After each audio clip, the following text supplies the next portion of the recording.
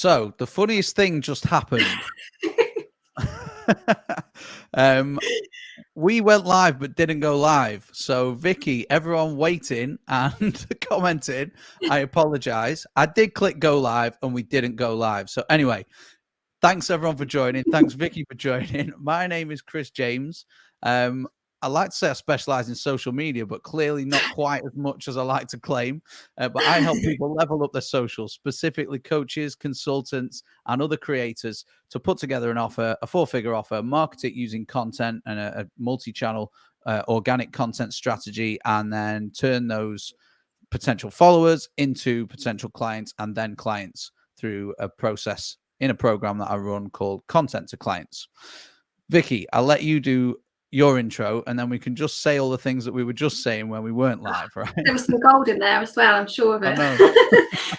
So yeah, hello everybody. I'm Vicki Handley. I am a copywriter and I work with agencies, small businesses, SMEs and solo entrepreneurs, and I make sure that their copy, everything they put out into the world, is perfectly purposeful, and I basically help them get better quality inbound leads without having to faff about with things themselves. So yeah, that's me in a very small nutshell.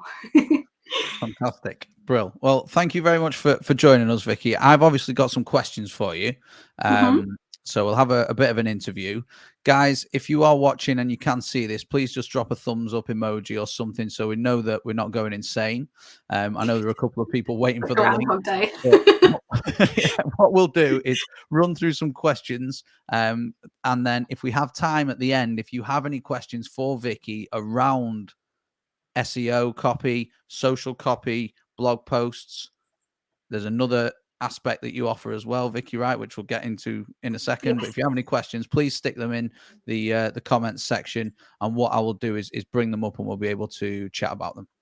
Okay, sounds good. Cool. So tell us a bit about why you are a copywriter. What's the history? What's the story behind it? Okay, well, let's start at the beginning. So not the beginning of my life, that would be too long, but the past kind of 10 years, I've been working in charity and not-for-profit sector. And I don't know if anyone watching is involved in that sector, but when you work with charities, you kind of fall into doing a bit of everything. And I very quickly fell into the marketing side of that work. So I spent a lot of time doing website copy, blog copy, social copy, funding bids, all that kind of stuff rolled into one within this particular roles in 2 charities that I worked for. And then I went off on maternity leave and had a baby, as you'd often do when you're on maternity. Came back afterwards just as the first lockdown hit. So my job looked very different when I went back to it. And I quickly decided that actually it was my time. I was ready to go out and do my own thing and do the thing that I absolutely loved, which is writing and applying psychology and all that stuff that was really interesting in my role before, which kind of stopped quite abruptly, really, in light of COVID and everything else. So all the fun stuff kind of disappeared, and I was like, this is what I want to do. I know I want to do it, so I'm going to go out and do it for myself. And I've got a 1-year-old running around and I need some money, so let's just go for it and see where we go from here. And I did, and I'm 1.5 years into the journey, and oh my god, I absolutely love it. I love it, and I don't want to do anything else. To be completely honest. Good. Yeah, good. It's fun. Well, let's talk copy then, because that, it's an interesting journey. A lot of people are forced to leave their jobs and sort of set up on their own in various industries during and after COVID. So copy. Yeah. I always thought, and I'm being brutally honest here, I always thought, and I still kind of do in a way, so I'm open to having my mind changed, that good content revolves around the media piece. That's, the media that's attached. If we just talk social or Instagram, LinkedIn, whatever it may be, I would always attribute the content being the visual or the experience. So we're going to disagree here a little bit. Now, but my mind has been swayed. I now see it a little bit differently, that copy is the foundation. But can you talk about why it's so crucial? Why do you need to have your copy nailed before anything else? For me, it's a partnership between copy and design. I think on all fronts, design is really important because it's what captures your attention. But I think the copy is what keeps your attention. So you could have the prettiest site in the world or social post or whatever, but if the copy is rubbish, you're not going to stay on there. You're just going to bounce, or you're going to keep scrolling. It's the bit that kind of inspires the action is always going to be the copy in some way, shape, or form. That's my experience of it. But I definitely get that there's a partnership involved. And like when I'm doing websites and things, if possible, I always want to work with the designer from the beginning, because you have to come back to that customer journey and the architecture of how they're going to experience that copy, and make them marry up and work together for the best result, which is ultimately a conversion. So yeah, that's kind of how I see it. Yeah. Okay. And the same thing on social, whether it's a website, whether it's a flyer, whether it's an email, or whether it's a social post. I think one thing that a lot of people are hung up on at the moment is social copy, especially on LinkedIn. It seems Yes. that most people will post some form of selfie or image, and Mm-hmm. the value is in the caption. Yeah. Yeah. It's like the visual quite often is like a snapshot of the bigger piece. And I completely get what you say about everyone's like social copywriting is becoming one of my most popular services, and we'll talk about that later on.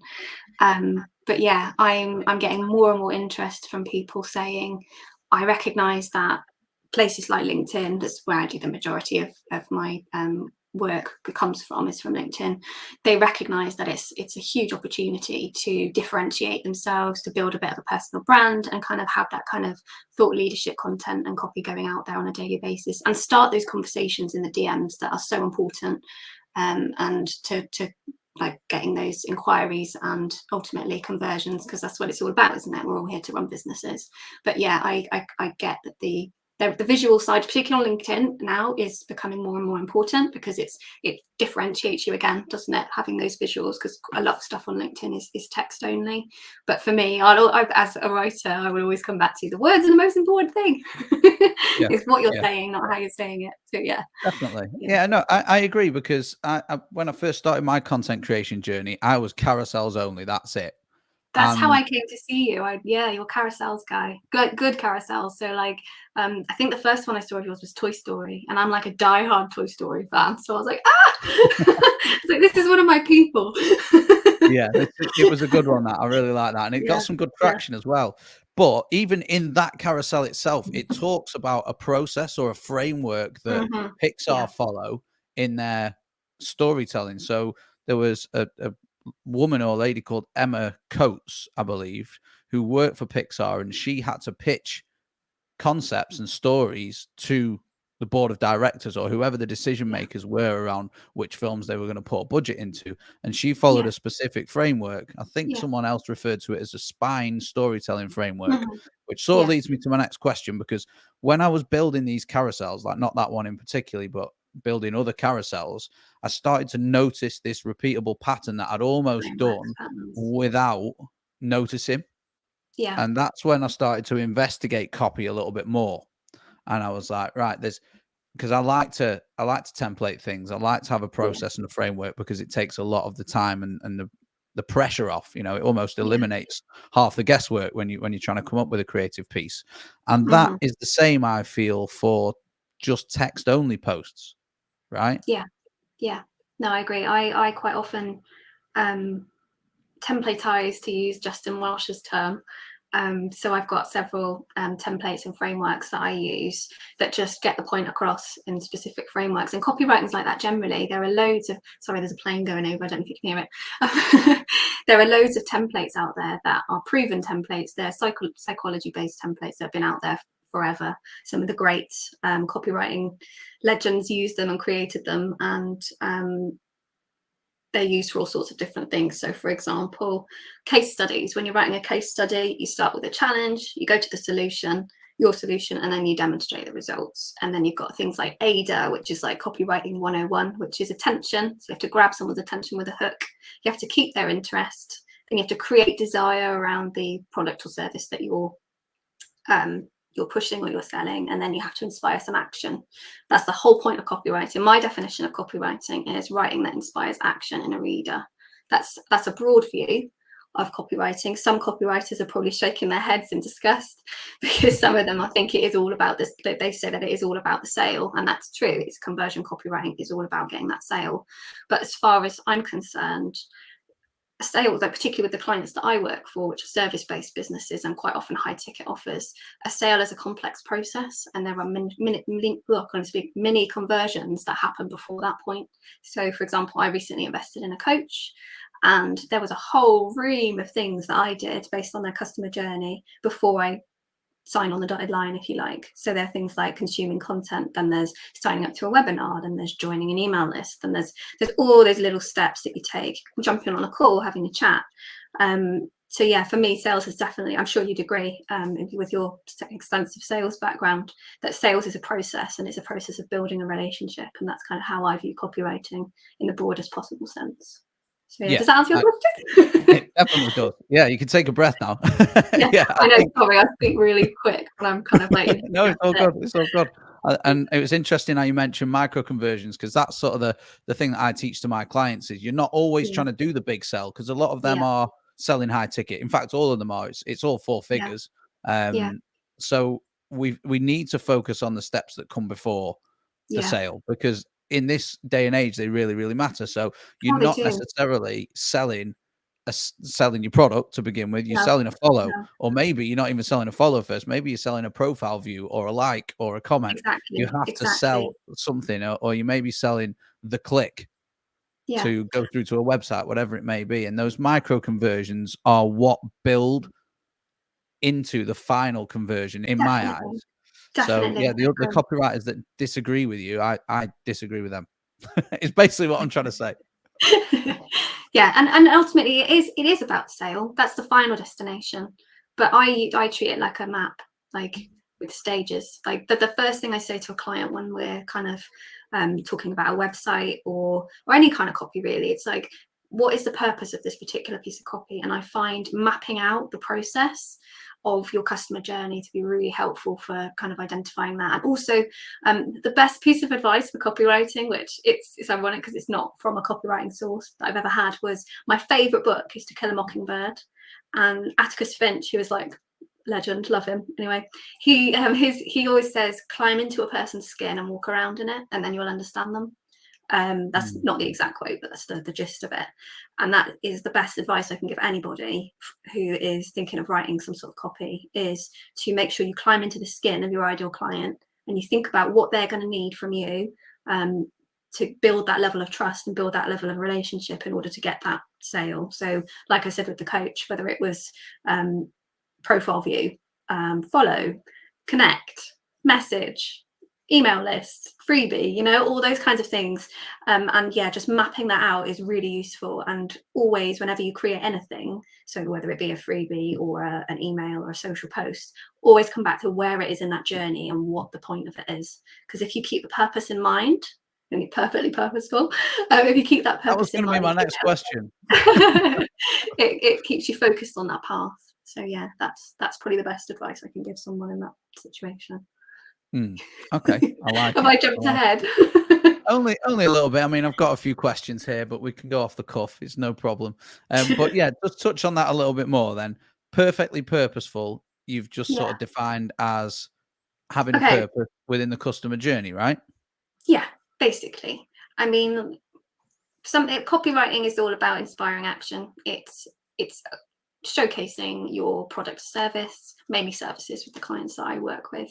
But yeah, for me, perfectly purposeful means making sure it speaks to the right people. The right people, not just any people. That's one of the biggest mistakes that I see, is that people try and be everything for everyone. Whereas the work that I do with my clients is to get them better quality inbound leads. So your copy should repel people as much as it attracts them, because you're looking to work with a particular kind of person.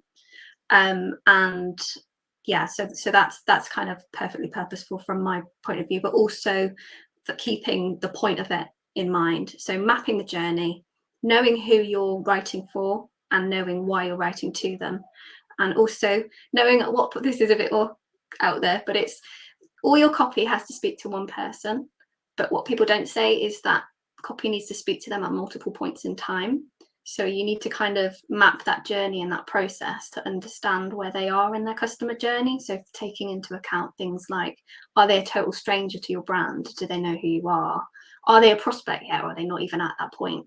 Are they aware of your brand? Are they aware they even have a problem? Are they aware that you have the solution? You know, those kinds of questions. And then also their intentions. What are they likely to be? So it's are they just looking for the answer to a question? So like an SEO blog, are they just looking for the answer to what is a copywriter, or are they actually looking to hire a copywriter at that point? So it's kind of marrying up the customer journey with the purpose that you're trying, the action you're getting them to take, basically. So yeah, it's inspiring action with the right people at the right time.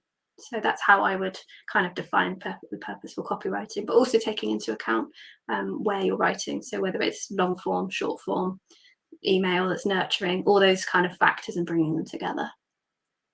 Okay. Another very very in-depth answer. I love it. You know, people are getting a lot of value here. I get very enthusiastic. I mean, you know me quite well now. I'm always excited. Whenever I talk about this stuff, I get really animated and really excited. So yeah. I love it. I love it. So you have a little bit of an announcement tonight. I know you messaged me before this call and just said you've got some exclusive copies of something to give away to a couple of people. I can't remember exactly what you said because I've been rushing around like a madman. So do you want to break down what that is and how people can grab? It's free, right? Sorry, go on. Okay. I'll let you just drop it. Okay, cool. So we kind of touched on it already, that ghostwriting on LinkedIn is becoming one of my most popular services. And I'm getting a lot of DMs and questions from people, and from conversations I've been having sort of in kind of chats and all sorts of different places with people about social media captions, particularly LinkedIn posts, and how they can be using them.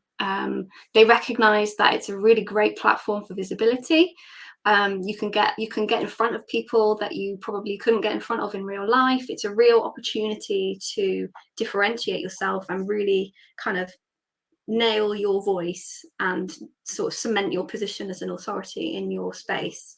And a lot of people are really excited about that prospect, but they just don't know how to do it. And like, they don't know where to start with writing posts, whether there's a time issue, whether there's a confidence issue. I know when I first started posting on LinkedIn, I was very nervous about having a voice and, oh gosh, what if someone trolls me and all that stuff. So what I've done is I've put together a set of templates, which I call them painless. They're painless post templates for busy business owners. And I am going to allow 5 people early bird access to them. They're free, so don't worry, there's no cost or anything. But yeah, I'm giving people early bird access to them before they go out for kind of general consumption. And all they have to do is send me a DM with the word template, and I will send them the link to download, and they get 7 templates. So it's a week of well, actually they were supposed to get 7 templates, but there's actually an 8th one because I can't count and I prepped one too many. So there's a bonus template in there as well. So yeah, it's your first week of social media posts taken care of. You just need to, they're basically I've included some of my own, they're based on some of my own posts, and they're basically, all you need to do is personalize them, plug them in, play, you're good to go. So yeah, I just wanted to spread the LinkedIn love, really, because it's my favorite place to be online. Absolutely love it. And I mainly I need to thank Leah Turner for that, because when I first started looking on LinkedIn, it was quite a corporate, stuffy environment, and I found her very quickly because she was obviously very different. And it's not a corporate, stuffy place anymore, especially if you know where to look. So I would spend all my time on here if I could. So I would absolutely love more people to kind of have a go, get started, take imperfect action, get ready, go for it, and just take some of that pressure off. So yeah, 7 free templates. Well, 8 if you include the extra one that I wasn't supposed to give, but I've included. And you've only got 4 of those to give away, right? Because I'm having 1. Yeah, okay, all right, 4 then. I'm joking. Yeah. But yeah, guys, if you want to get your hands on those templates, DM Vicki the word templates, and if you are one of the lucky 5 that are chosen, she will send you a link, I'm assuming. Yes, a link, yes, and then you can download them from there. Fantastic. Brill. And just a quick intermission before we carry on. If anyone has any questions for Vicki or myself with regards to copy, please drop them in the comments and we will come to them at the end of the interview. Next, I wanted to ask you about inspiration, because your business is called Inspiration. It but I'm is. interested to find out where you get your inspiration for Oh my content, goodness. for copy, Okay. for design, because your designs are fresh as hell as well. Oh, thank you. Thank you very much. Well, there's this guy on LinkedIn called Chris James, and I really like his. No, I'm joking. I'm joking. Absolute loser. Oh, I couldn't possibly comment. Okay, so inspiration. I get a lot of my inspiration from getting outside, just doing everyday things. A lot of the stuff, a lot of people don't know about copywriting is a lot of it is thinking. And I need kind of time to process information. So what I'll do is I'll immerse myself in shed loads of research and information and all the rest of it.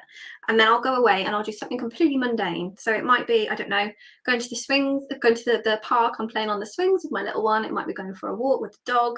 It might be, I don't know, I'm going to say doing the washing up, that kind of like everyday stuff. And that's when the sparks start to happen. And I always, without fail, get my best ideas when I'm just about to fall asleep. But also there's copy is really easy to find. It is everywhere around you. So I would always say have a swipe file of some kind. If you see a particular email, I don't know, cereal box, anything that you see kind of when you're out and about, or a billboard or something, I have like a huge file of things that I can just refer to. And then because copy is it's largely there is some creativity within it, but it's like frameworks and formats. I find myself deconstructing things all the time, like, oh, this really worked, why did it work? And then I'll like have it down on a piece of paper and I'll be scribbling it and taking it to pieces. Like I know I did a masterclass for your group of clients, and we were looking at email sequences, and I did that as part of the masterclass that I gave, was just, this is why this works. And yeah, that's part of the process. But yeah, I find inspiration everywhere. It's really, I'm addicted to that feeling of inspiration, so I'll look for it wherever I go. This is short answer. Interesting you say though, you've got to go and do a mundane task, and I'm the Yeah. same. Like when I go for a run and I'll have a podcast Yes. on, Yeah. that's when the ideas come. It's when you actually step away, and it's dead cliche. Yeah. All these sort of self-help productivity gurus have been pushing it since Yeah. I discovered Yeah. self-help well, during COVID, I guess. I started Yeah. drilling down deep into it. In terms of sort of inspirational copywriters, do you have any that it might be worth people checking out? Ooh, Andy Maslin. He is on LinkedIn, but he's now a fiction writer, so he mainly posts in relation to that. But yeah, anything from Andy Maslin. His course Breakthrough Copywriting was incredible. It was one of the first courses that I took, and everything's just kind of clicked. Justin Welsh is another really good writer on LinkedIn. I'm sure everybody knows him already.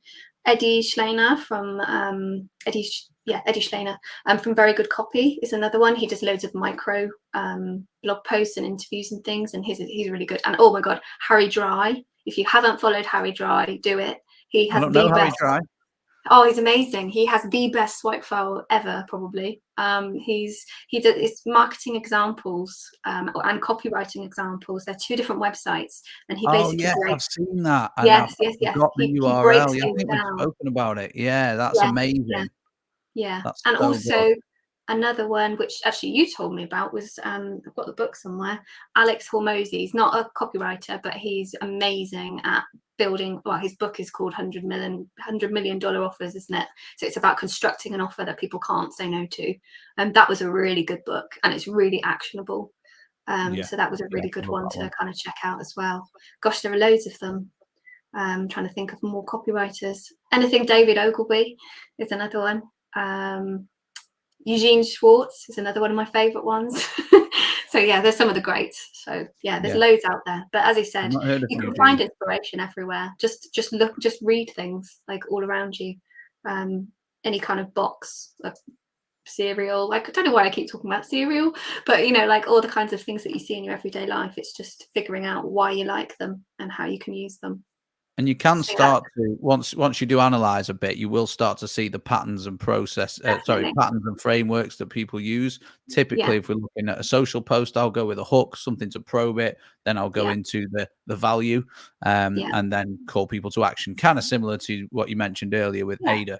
But I wanted to ask you, because you've referenced swipe files a couple of times now. I've got one that I've built on a particular software, but you've obviously got one. How do you go about starting a swipe file, for example? Mine's really low key. It's a folder on my desktop. It's Right. not like I'm going to it's retract that last question now. That's a really boring answer. yeah, it's nothing like it's not like yours, which I expected in Notion and looks amazing and has hundreds of amazing things all over it. No, it's just a folder on my desktop with things that I like in it. Just your average folder. So see something and put it in a folder, just like you already do, I guess, is the Yeah, advice there. this is the kind of golden nuggets you're going to get from this session. I love it. So yeah, all you have to do is create this folder. It's dead easy. Yeah, If you've it's not, really easy. It's easy to do. well, I think I'm going to jump in then and just hammer home Notion then, because Yeah, if you're do not it. on Notion, most people now have, I guess, a planning tool like Trello or Asana. For me, it's Notion, and you can have this nice little gallery where you store things and you can tag them. So if at Yeah. any point, and I don't just use a swipe file for nice copy, nice emails, nice landing pages, I use it for my videos, my client calls, I use it for Photoshop templates and things like that.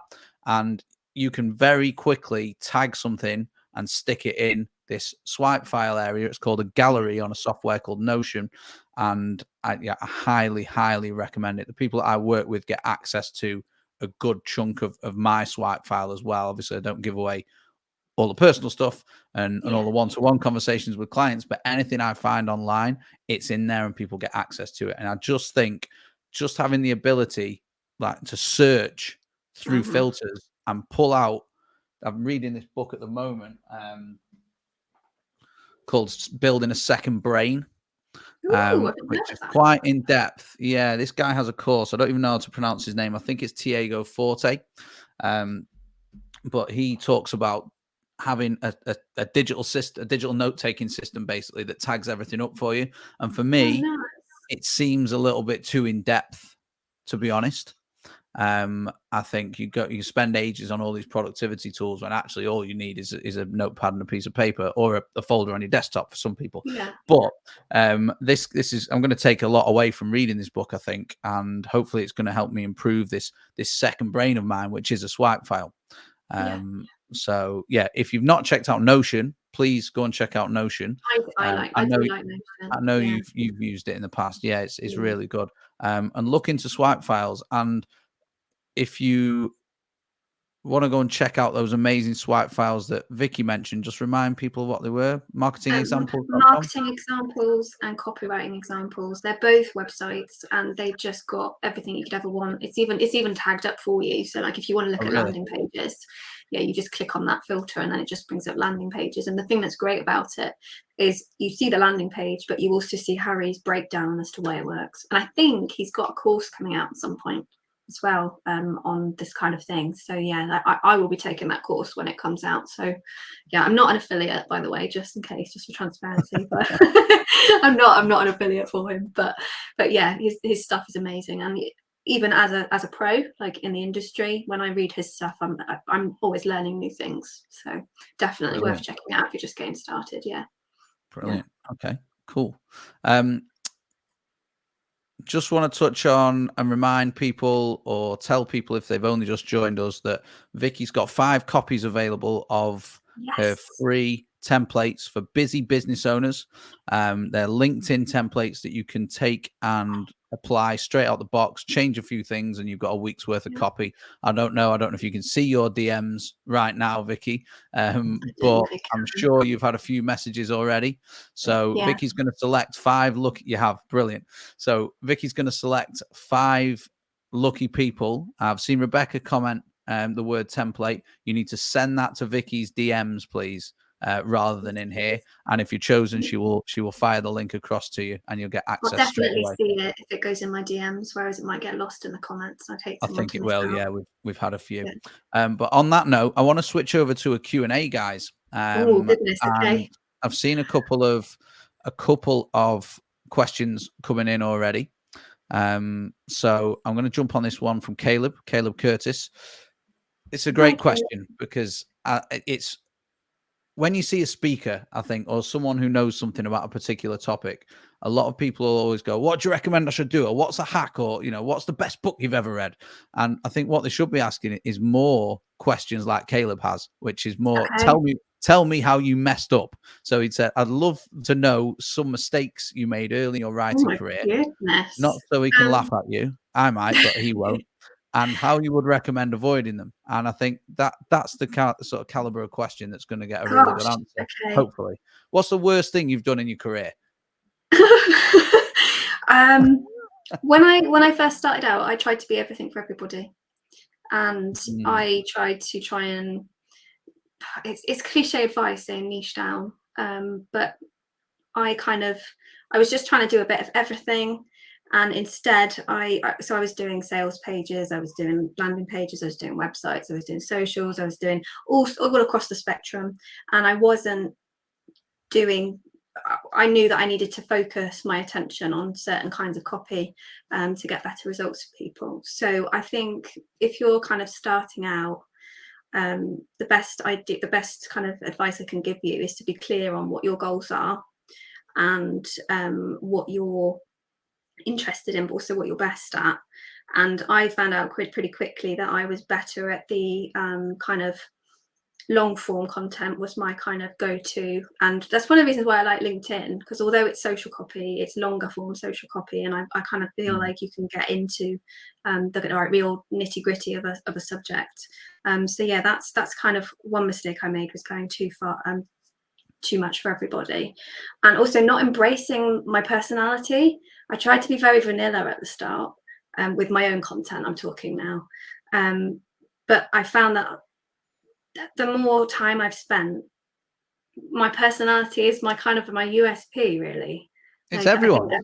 yeah, and I'm kind of stepping into that now, and I'm embracing it. I mean, you've probably seen my background behind me, all my random crap from like films and stuff, and I hid that to start with. And Really? I think I hid it in my copy as well. Like I work with a lot of agencies, and one of the agencies I work with calls me the Queen of Quirk. So because I've got a really unapologetic, quirky kind of tone of voice is my superpower. It's corny, but it's true. I can really nail that tone of voice, and that's the tone that I love working in the most. So I try and do more of that, but then equally I can do kind of like really professional as well. But yeah, I'm finding the longer I'm spending in this space, the more I want to focus on doing that kind of, be known for that kind of tone. And yeah, so it's just having clear in your mind what your goals are and where your strengths lie, and kind of leaning into that rather than resisting it and trying to be everything for everybody, I think is the advice that I would give there. So I hope that's Definitely. You helpful. mentioned, yeah, I think that's golden advice, to be honest, and it's universal. It's not just copy Yeah, related.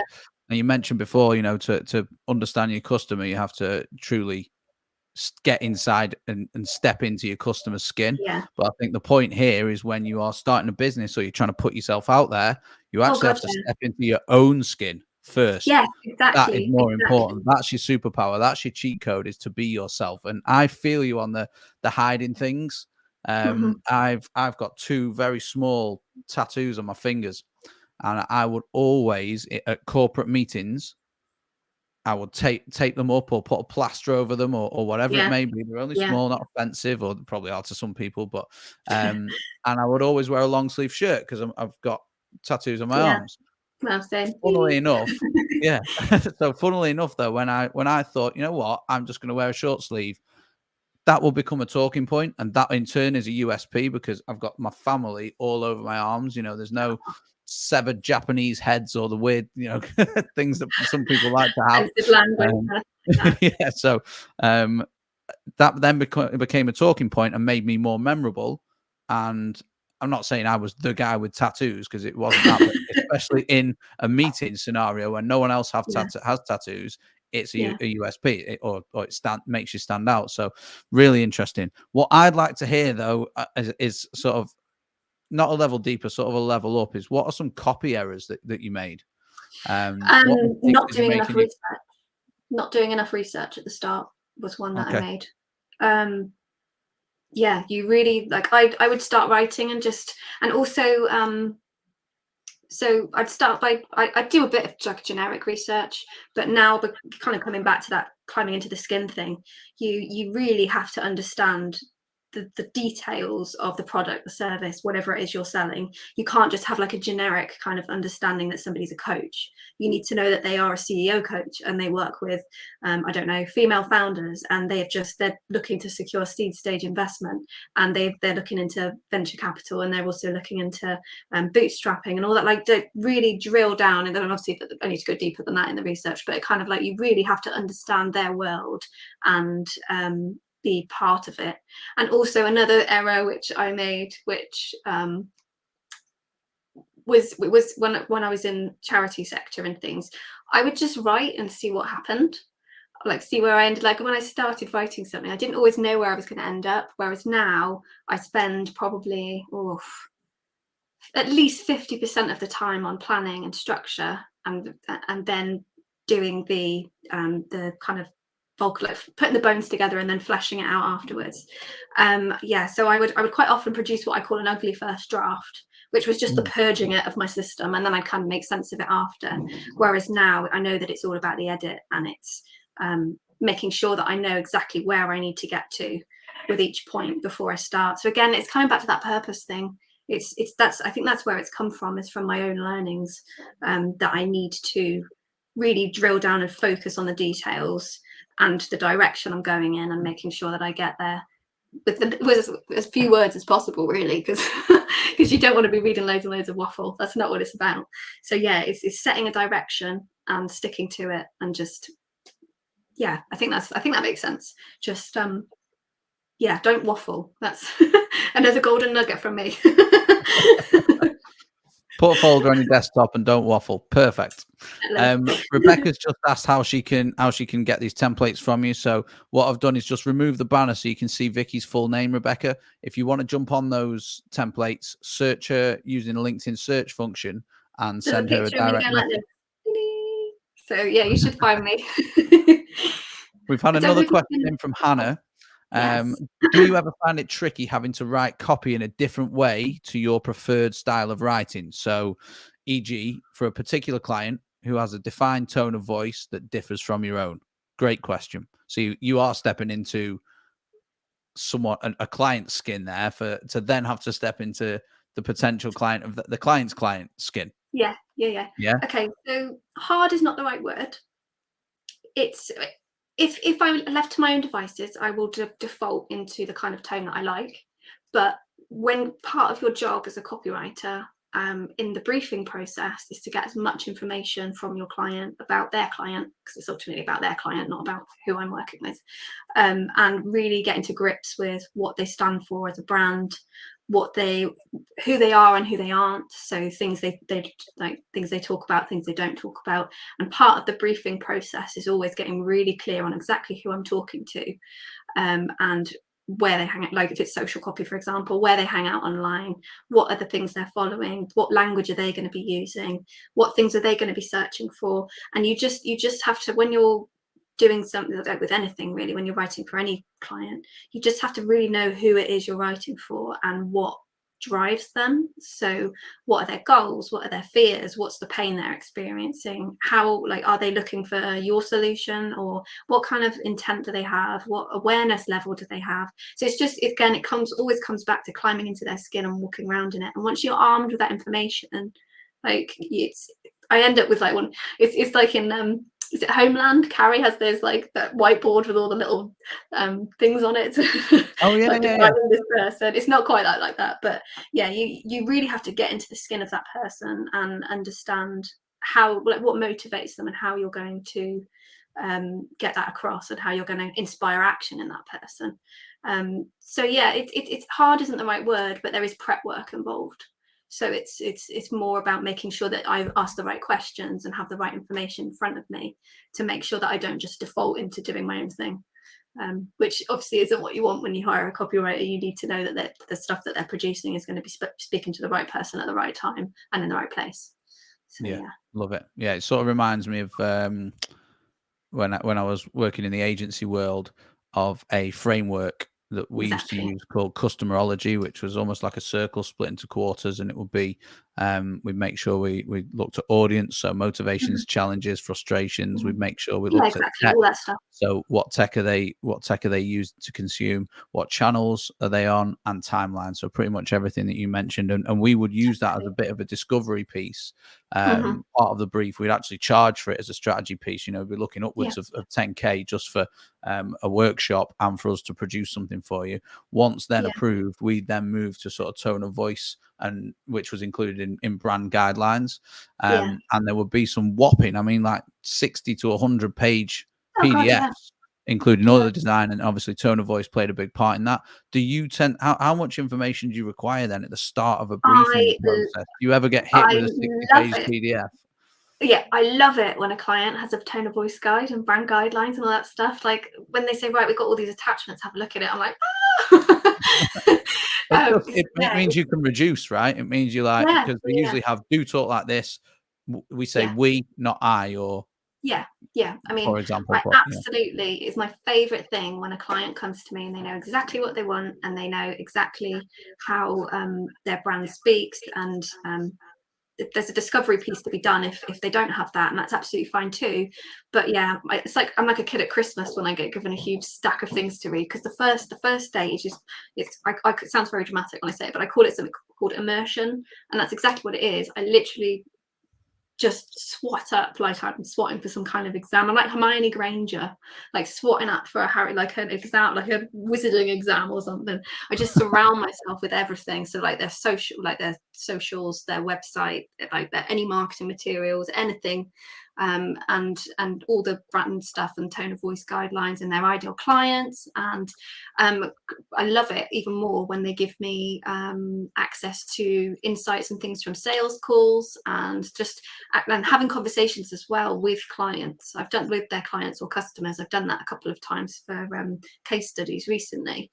But the more information that I'm given, the better the end product, because it takes the guesswork out. You can, I mean, copywriting and marketing generally is about testing things, but the more information that I have, always the better the end result. So yeah, there's a lot of work behind the scenes that goes into copywriting. It's not pretty words on a page.